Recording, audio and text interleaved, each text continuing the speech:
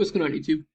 In this tutorial, I just want to show you how you can quickly and easily combine multiple graphs into one in Microsoft Excel. And this is a pretty cool trick. So here we have three charts, one for revenue, another one for expenses, and another one for net profit. And note the axes of all these charts are different. Let's show you one of these in the same graph.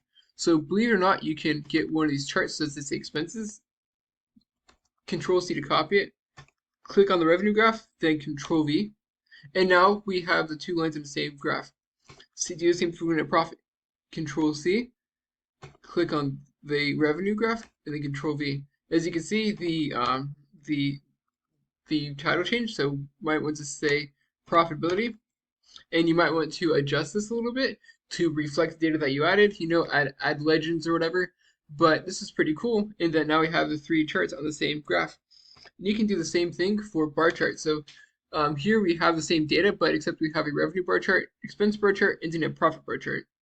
So we can click on the expense bar chart, Control C, and then Control V on the revenue.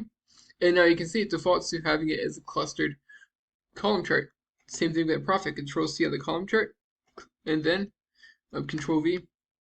And then now, as you can see, we have revenue, expenses, and net profit. Of course, you might want to adjust this a little bit. So you might want to say profitability.